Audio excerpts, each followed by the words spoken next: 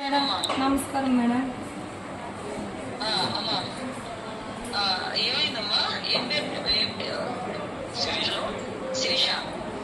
మాది Narayanapuram madam. TC తీసుకుంటామని స్కూల్కి వెళ్ళినాను. మా పిల్లలు టీసీ తీసుకుంటాము, హాస్టల్ వేస్తాము అనేసి టీసీ తీసుకొని బయట వస్తుంది. టీసీని అంతా చింపేదానికి ఇదన్నారు. చేతులు వేసి మా పిల్లల లైఫ్ అని చెప్పేసి చేయిలు అడ్డు పెట్టుకున్నాను. నా చేయిలు రెండు వెనక్కి పట్టుకొని చీరని అంతా లాగి నడి రోడ్డు పైన ఈడ్చుకొచ్చి వాళ్ళ ఇంటి ముందు కట్టేసుకున్నారు. 80,000 పుస్తకము. నేను సంతకం పెట్టి 80,000 తీసుకున్నా. సంతకం పెట్టేదానికి కారణము నా మొగుడు నన్ను నా దగ్గర ఉండొద్దు, సైన్ చేయకపోతే నా భార్యగా నా కష్టం అర్థం చేసుకోకపోతే అని భయపెట్టేవాడు. ఇంట్లో ఉండేటప్పుడు భయపడి నేను సంతకం పెట్టేసినాను. నా కొడుకు మేడం వీడిని ఎత్తుకొని టీసీకి వచ్చినాను. స్కూల్ అడ్మిషన్లో చేర్చాలనేసి చెట్టుకు కట్టేసి కొట్టినారు మేడం. ఒళ్ళంతా కమిలిపోయింది. ఒక ముసలోడు ముని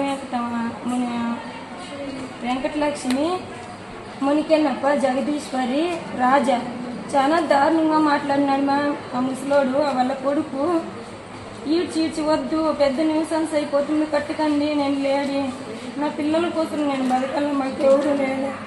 నన్ను చూసి చూడనట్లు రోడ్లో 200 మంది ఏదో ఫంక్షన్ ఊర్లో అందరూ చూసేనట్లు చీరని లాగి కుట్టి చేయి తూకేదానికి లేదు, కాలు తూకేదానికి లేదు, మారి చేసేస్తున్నారు మేడం.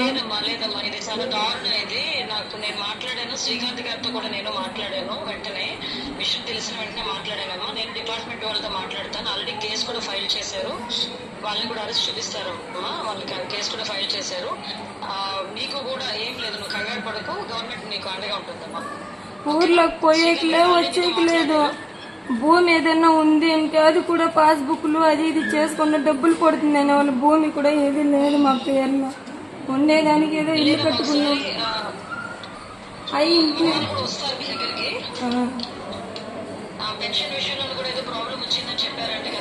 పెన్షన్ 6,000 ఇస్తారు కదా, మాకు అప్పు ఇచ్చిన్నారు కదా అని పిల్లని బెదిరించి తీసుకునేవాళ్ళు మేడం. నెల అవన్నీ కూడా తీసుకొని నేను డిపార్ట్మెంట్ వాళ్ళతో కూడా మాట్లాడతాను. నువ్వు ధైర్యంగా